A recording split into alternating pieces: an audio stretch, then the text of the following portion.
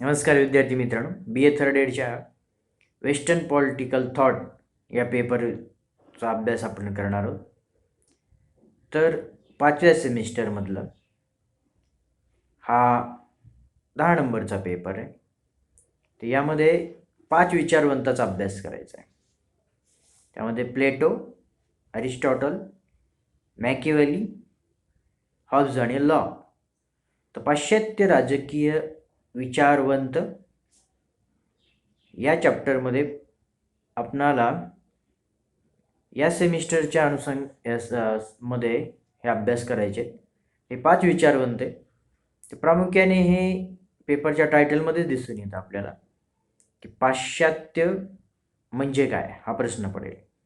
पाश्चात्य म्हणजे जगाच्या भौगोलिक स्थानावरून पूर्व आणि पश्चिम अशी विभागणी केली जाते.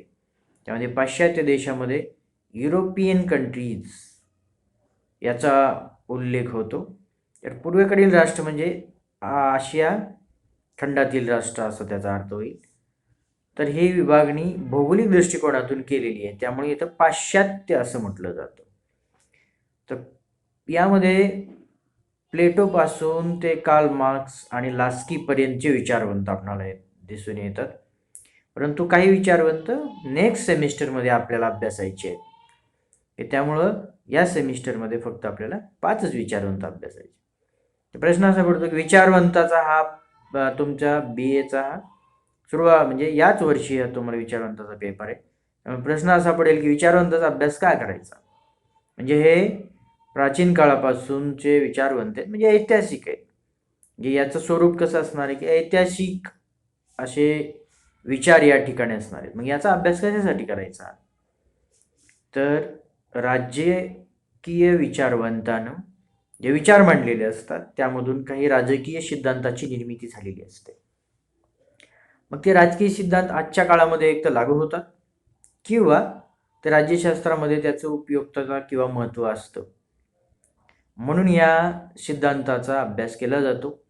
किंवा या विषयाच्या म्हणजेच राज्यशास्त्र या विषयाच्या उत्पत्तीमध्ये किंवा विकासामध्ये या विचारवंताचे काही ग्रंथ किंवा विचार हे महत्त्वाची भूमिका बजावतात. त्यामुळे त्यांचा अभ्यास करण्याची आवश्यकता असते, म्हणून त्याचा अभ्यास केला जातो. तर आता हे पाश्चात्य विचारवंत आहेत, त्यामुळे याचा अभ्यास करत असताना किंवा कोणत्याही विचारवंताचा अभ्यास करत असताना ते कोणत्या स्थानावरती, कोणत्या देशातले आहेत, कोणत्या काळातले आहेत आणि त्या काळातल्या समस्यांचा जी काही परिस्थिती होती त्यांच्या सभोवताली त्याचा परिणाम त्यांच्या विचारावरती पडलेला असतो. त्यामुळं कोणताही विचारवंत हा त्या काळाचा अपत्य असतं असं म्हटलं जातं. म्हणजे एकंदर त्याच्या सभोवताली कोणती परिस्थिती होती तर त्या परिस्थितीचं ते प्रॉडक्ट असतं किंवा त्यांचे जे विचार असतात ते त्यामधून आलेले असतात. तेव्हा पाश्चात्य राजकीय विचारवंताचा अभ्यास करायचा झाला तर या त्या काळची परिस्थिती त्या देशातली काय होती किंवा त्या विचारवंताच्या समोरचे काय होते हे अभ्यासणं गरजेचं असतं. तरच आपल्याला त्या विचारवंताचे विचार समजतात. तेव्हा 1 बाय 1 प्लेटो आणि अरिस्टॉटल हे ग्रीक या देशामधले म्हणजे अथेन्स नगरराज्य, त्या काळात नगरराज्य म्हणजे छोटे राज्य होते. आजचं जे काही ग्रीक आहे तर त्या देशामधले आहेत आणि हे इसवी सनाच्या पूर्वीचे असे विचारवंत आहेत. त्यानंतर थेट मॅकियावेलीचा अभ्यास आपल्याला करायचा आहे. तर इसवी सन पूर्व ते थेट मॅकियावेलीचा 15व्या शतकातला अभ्यास, म्हणजे मध्ये खूप गॅप आहे. तर काही प्रश्न असा पडतो की एवढ्या दिवसात एकही राजकीय विचारवंत झाला नाही का.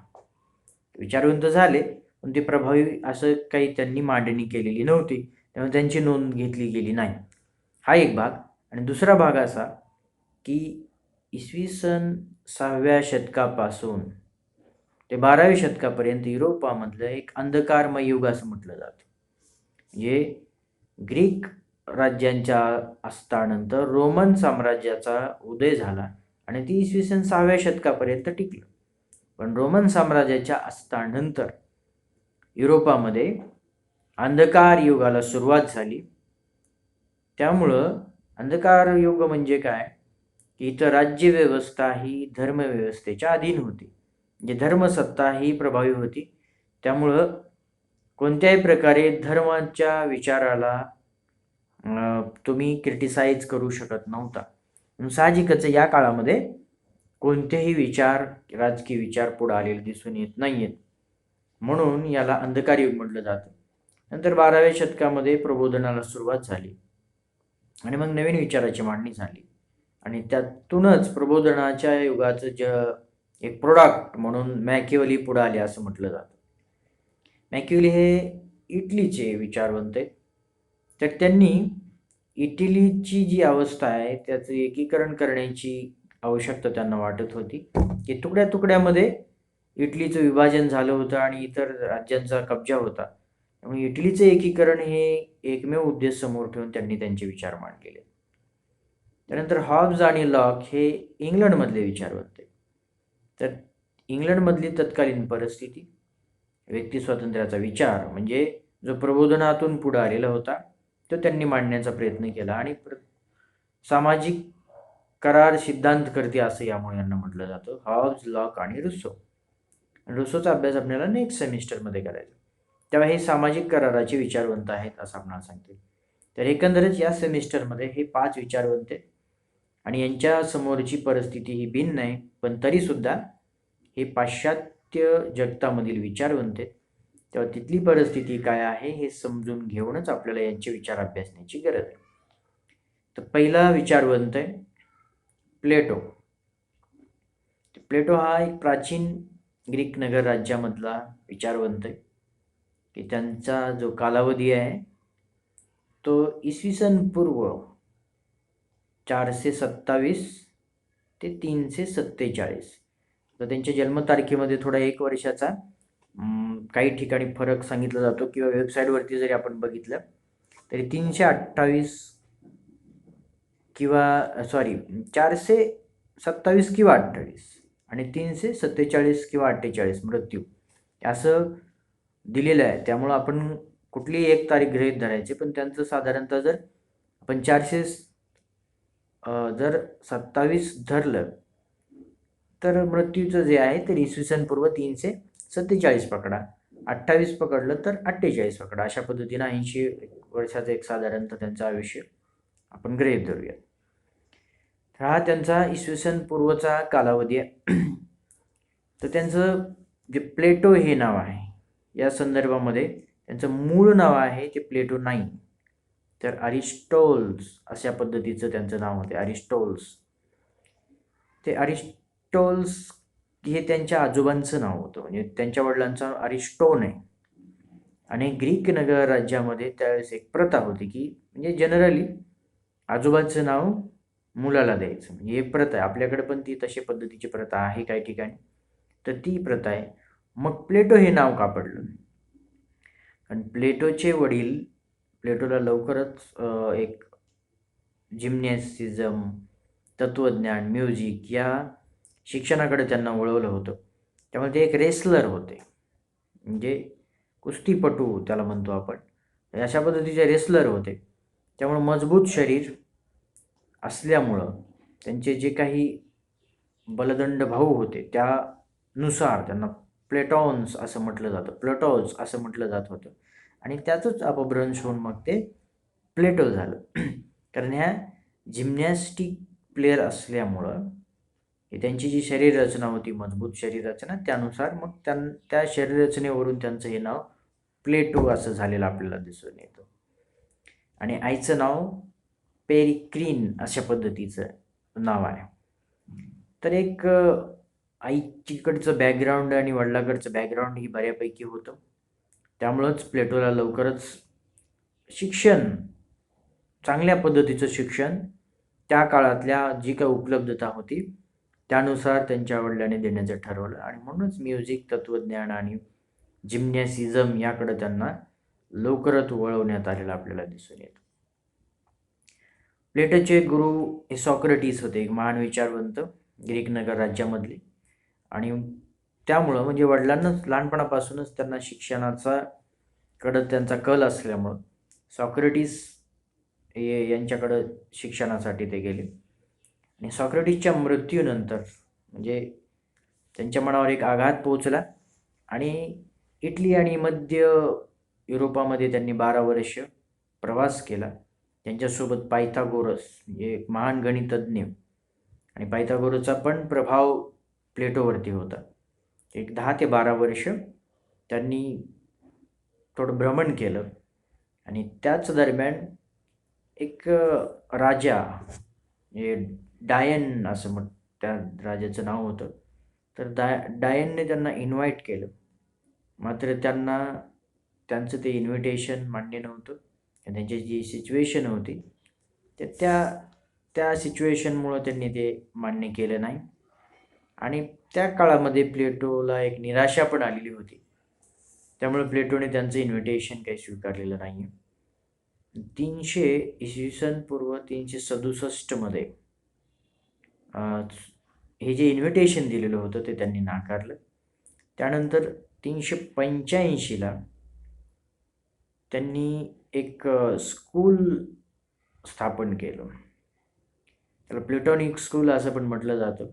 अशा पद्धतीचं हे पाश्चात्य जगतातील उच्च शिक्षणासाठीचं निर्माण झालेलं एक केंद्र म्हणून आपल्याला ओळखता येतं. आणि पुढं याच केंद्रामध्ये, या स्कूलमध्ये त्यांना त्यांचे प्रसिद्ध एक शिष्य भेटले, ते म्हणजे ॲरिस्टॉटल. मग ॲरिस्टॉटलचे गुरु प्लेटो आहे. तेव्हा हे एक शिष्य त्यांना त्या ठिकाणी भेटले, की त्यामुळं एक पुढं त्यांनी प्लेटोचे विचार चालवण्याचं काम केलं. आणि हे स्कूल जे आहे ते इसवी सन 529 पर्यंत चालू होते. यावरून आपण लक्षात घेऊ शकतो की या स्कूलची पाश्चात्य जगतामधली जी काही म्हणजे महत्त्वाचं योगदान या स्कूलनं दिलेलं आपल्याला दिसून येतं. तर साधारणतः प्लेटोच्या विचारामध्ये एक वर्णनात्मक असे विचार आहेत. अथेन्सची जी काही लोकशाही आहे तिथली पतनाकडे ती कशी चाललेली आहे, स्पार्टामध्ये म्हणजे शेजारी राज्यामध्ये कशा पद्धतीनं श्रीमंत धनिक लोकांचं राज्य निर्माण झालेलं आहे या संदर्भामध्ये, आणि सिराकुसची निरंकुशशाही या अनुषंगाने त्यांनी मांडणी केलेली आहे. एकंदरच विचार जे आहेत तर ते अथेन्स, स्पार्टा, सिराकुस या देशातल्या राज्यव्यवस्थेचं, लोकशाहीचं पतन कसं म्हणजे राज्यतंत्र कशा पद्धतीनं व्हायला लागले या अनुषंगाने त्यांनी मांडणी केलेली आपल्याला दिसून येईल. आता ही मांडणी करत असताना त्यांनी त्यांच्या आयुष्यात साधारणतः 38 ते 40 ग्रंथ लिहिले. परंतु एक साधारणतः ऑक्सफोर्ड म्हणजे प्रेसनं जे 28 ग्रंथ प्रकाशित केलेले आहेत. परंतु त्या ग्रंथामधले एक प्रमुख 3 ग्रंथ जे की आपल्या अभ्यासाच्या दृष्टिकोनातून महत्त्वाचे आणि त्यांनी हे महत्त्वाचे ग्रंथ मांडलेले. त्यामध्ये रिपब्लिक हा ग्रंथ आहे इसवी सन पूर्व 386, आणि स्टेटसमन हा 380ला लिहिलेला ग्रंथ आहे. आणि आपल्या आयुष्याच्या उत्तरार्धामध्ये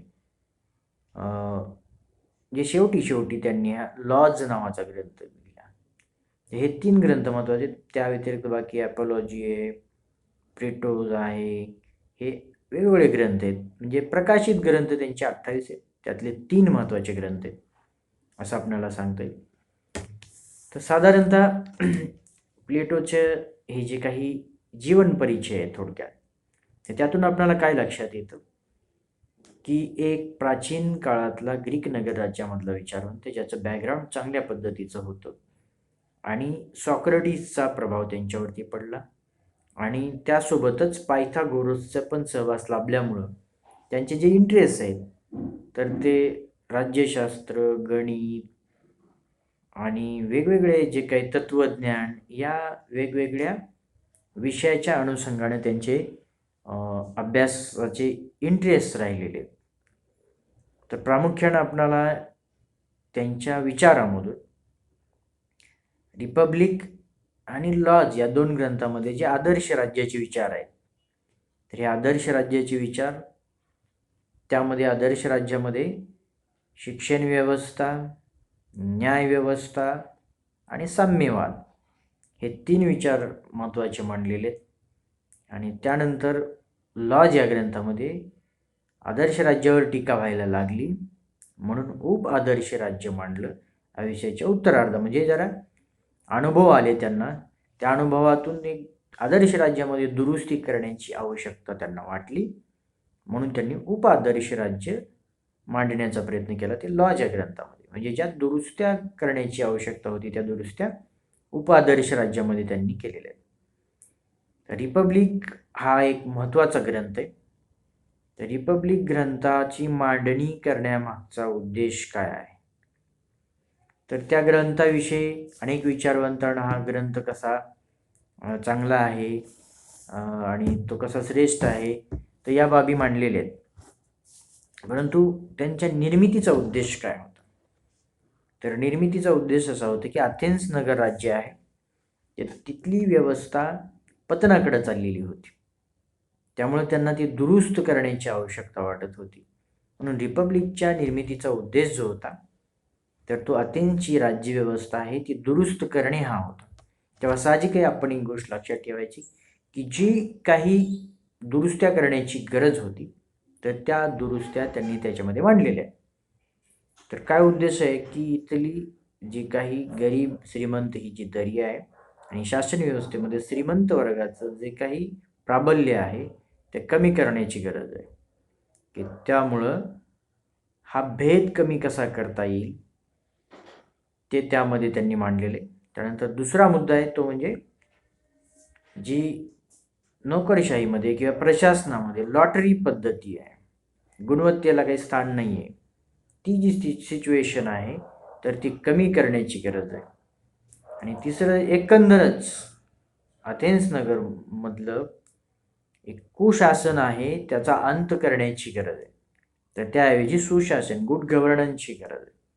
तर हे 3 उद्देश प्रामुख्याने समोर ठेवून रिपब्लिक हा ग्रंथ मांडला.